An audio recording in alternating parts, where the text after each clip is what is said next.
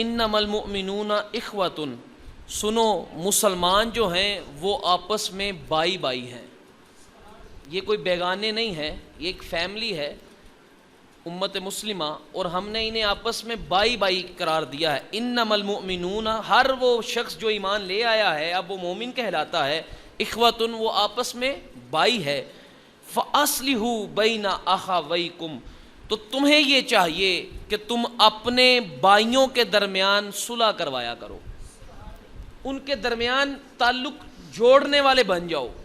اگر وہ کسی بات پہ ناراض ہوتے ہیں، ایک دوسرے سے ٹوٹتے ہیں، تو تم انہیں مزید کاٹنے والی کینچی نہ بننا، بلکہ انہیں سینے والی سوئی بننا اور پھر سے یکساں کر دینا۔ یہ بھائی ہیں آپس میں، اور ہمیشہ کوشش یہ کرنا کہ تم نے انہیں جوڑنا ہے۔ فَأَصْلِحُوا بَيْنَ أَخَوَيْكُمْ، اپنے بھائیوں کے درمیان تمہیں چاہیے کہ صلح کروایا کرو۔ جیسے گھر میں دو بھائی لڑ پڑے تو جو بڑا ہوتا ہے گھر کا، وہ کوشش کرتا ہے نا جی گھر کی بات گھر میں ہی رہے، باہر نہ ہی جانی پڑے، تو وہ گھر میں ہی دونوں بھائیوں کی صلح کرا کے معاملے کو سلجھاتا ہے، سارٹ آؤٹ کرتا ہے۔ تو یہ قرآن ہمیں یہ کہنا چاہ رہا ہے کہ معاشرے میں یہ اصول اپنا لو جو اپنے گھر کے لیے اپنایا ہوا ہے۔ فَأَصْلِحُوا، پس اصلاح کیا کرو، صلح کروایا کرو، بین اخویکم، اپنے بھائیوں کے درمیان، واتقوا اللہ، اور اللہ سے ڈرو، لعلکم ترحمون، تاکہ تم پر رحم کیا جائے۔ اگر چاہتے ہو تم پر رحم کیا جائے تو اس معاملے میں تمہیں چاہیے کہ تم اللہ سے ڈرو۔ آگے مالک 11ویں آیہ مبارکہ میں فرماتا ہے، یا ایھا الذین آمنو، اے وہ لوگو جو ایمان لائے ہو، لا یسخر، پہلی بات تو یہ ایمان والوں کے لیے حکم ہے۔ اگر خود کو ایمان والا سمجھتے ہو تو سمجھنا کہ یہ حکم تمہارے لیے ہے اور تم نے اس پہ عمل کرنا ہے، کیونکہ ایمان والا تو قرآن پہ عمل کرتا ہے۔ ملک فرماتا ہے، یا ایھا الذین آمنو، اے وہ لوگو جو ایمان لائے ہو، لا یسخر قوم من قوم، تم مردوں میں سے کوئی کسی مرد کا مذاق نہ اڑانا، تم مرد آپس میں ایک دوسرے کو مذاق نہ اڑانا، تکفیر کا سبب نہ بننا کسی کا۔ کیوں؟ فرمایا عسیٰ ان یکونوا خیرا منہم، کیا معلوم کہ تم جس مرد کا مذاق اڑا رہے ہو، جس کا مذاق بنا رہے ہو، وہ اللہ کی بارگاہ میں تم سے زیادہ بہتر ہو۔ تم تو اس کی تکفیر کر رہے ہو، تم تو مذاق بنا رہے ہو اس کے کسی عیب کا، لیکن کیا معلوم کہ رب کی بارگاہ میں اس کا درجہ تم سے بالا ہو، وہ تم سے اعلیٰ ہو رب کے نزدیک۔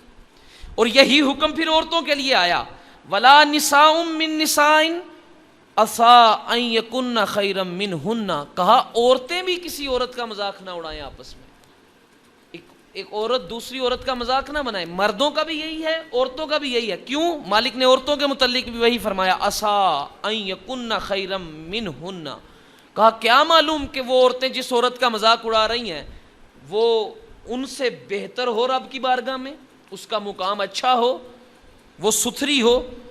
اور پھر مالک نے آگے فرمایا، ولا تلمزوا انفسکم، نہ مذاق اڑانا، اور پھر فرمایا تانا بھی نہ دینا ایک دوسرے کو، ولا تلمزوا انفسکم، اپنی جانوں کو تانا نہ دینا، ولا تنابزوا بالالقاب، اور کسی کے برے نام بھی نہ ڈالنا، برے ناموں سے بھی نہ پکارنا۔ بئس الاسم الفسوق بعد الایمان، بتاؤ کتنا ہی برا، یا لفظ یوں کہہ لوں جو قرآن نے فرمایا ہے، فسوق کے فاسق کہلانا کتنا ہی برا ہے ایمان لانے کے بعد۔ ایک بندہ مومن مسلمان ہے، اسے اسلامی بھائی کہنے کی بجائے، پیارے دوست کہنے کی بجائے، میٹھے مدنی منع کہنے کی بجائے کسی بچے کو، تو اس کا بیٹری اور سٹپنی اور عجیب و غریب نام اور الٹے القاب رکھ دینا، تو مالک اس سے منع فرما رہا ہے، ولا تلمزوا انفسکم، تانا بھی نہ دینا، ولا تنابزوا بالالقاب، الٹے نام بھی نہ ڈالنا، بئس الاسم الفسوق بعد الایمان، کتنا برا اور فاسق کہلانا بعد ایمان کے۔ ومن لم یتب فاولئک هم الظالمون، سنو جو توبہ نہیں کرے گا نا، جو توبہ نہیں کرے گا یہ احکامات سننے کے بعد، فاولئک هم الظالمون، وہی شخص تو ظالم ہے۔ اور آگے مالک فرماتا ہے، یا ایھا الذین آمنو، اے وہ لوگو جو ایمان لائے ہو، آمنوا اجتنبوا، تم نے کیا کرنا ہے؟ کثیرم من الظن، اکثر جو گمان ہے نا ان سے بچنا ہے.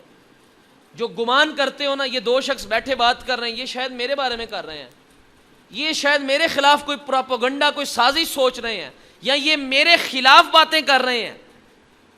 تو مالک فرماتا ہے کثیرم من الظن، اس سے بچنا ہے. اکثر جو گمان ہے نا ان سے بچنا ہے. کیوں بچنا ہے؟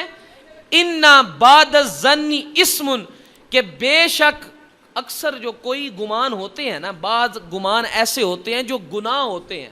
تو جب تم زیادہ گمان کرو گے تو پھر تم غلط گمان بھی کرو گے لوگوں کے بارے میں. تو جب یہ غلط گمان کرو گے تو یہ گناہ ہوگا، اور ہم نے تو تمہیں گناہ سے بچانا ہے. تو فرمایا ان بعد الظن اسم، بعض گمان گناہ ہوتے ہیں. ولا تجسسوا، اگلا حکم فرمایا کہ تم نے ایک دوسرے کے عیب بھی تلاش نہیں کرنے. تجسس میں نہیں پڑے رہنا مجھے اس کی کوئی برائی، کوئی عیب پتہ چلے. ولا تجسسوا، تجسس بھی نہیں کرنا. ولا یغتب بعضکم بعضا، کہا ایک دوسرے کی غیبت بھی نہیں کرنی، کسی کی پیٹھ پیچھے اس کی برائی بھی بیان نہیں کرنی، غیبت بھی نہیں کرنی. اور غیبت کے بارے میں آگے کیا فرمایا؟ ایحب احدکم ان یاکل لحم اخیہ میتا، کہا کیا تم میں سے کوئی پسند کرے گا اپنے مردہ بھائی کا گوشت کھانا؟ اس کا بھائی مرا پڑا ہو اور اس کا وہ گوشت کھا رہا ہو، کیا پسند کرے گا؟ مالک نے پھر خود جواب ارشاد فرمایا فَكَرِهْتُمُوهُ، تم ہرگز گوارا نہ کرو گے، تمہیں کراہت ہوگی. تو مالک یہ مثال دے کے بیان فرماتا ہے کہ مردہ بائی کا گوشت کھاتے ہوئے تو تمہیں کراہت ہوتی ہے، مگر وہ جب زندہ ہوتا ہے تو اس کی غیر موجودگی میں اس کے عیب تلاش کرتے ہو، اس کی برائیاں بیان کرتے ہو اور غیبت کے گناہ میں مبتلا ہوتے ہو. اور مالک پھر یہ احکامات بیان کرنے کے بعد پھر فرماتا ہے وَاتَّقُوا اللَّهَ، ان کاموں سے اگر بچنا ہے نا تو اس کا ایک ہی طریقہ ہے وَاتَّقُوا اللَّهَ، اللہ سے ڈرتے رہنا. اللہ کا ڈر اس دل میں پیدا کر لینا. جب کسی کے بارے میں غلط گمان کرنے لگو، جب کسی کا عیب تلاش کرنے لگو، جب کسی کی غیبت کرنے لگو، جب کسی کا مذاق اڑانے لگو، جب کسی کا الٹا نام لگانے لگو، جب تم کسی کی تکفیر کرنے لگو، تذلیل کرنے لگو، اس کی عزت نفس پامال کرنے لگو، اس کا عزت کا جبہ پھاڑنے لگو، اس کے خلاف نفرتوں کے بیج بونے لگو، فرمایا واتقوا اللہ، اللہ سے ڈرنا. ان اللہ تواب الرحیم، بے شک اللہ توبہ قبول کرنے والا ہے. اور پھر فرمایا یا ایھا الناس، اے لوگو، انا خلقناکم. اچھا آپ ادھر مزاج دیکھیے، مالک نے پہلے سارے احکامات یا ایھا الذین آمنوا ایمان والوں کے لیے ہیں. اب جو قاعدہ کلیہ بیان ہونے لگا ہے تو ادھر مالک کیا فرماتا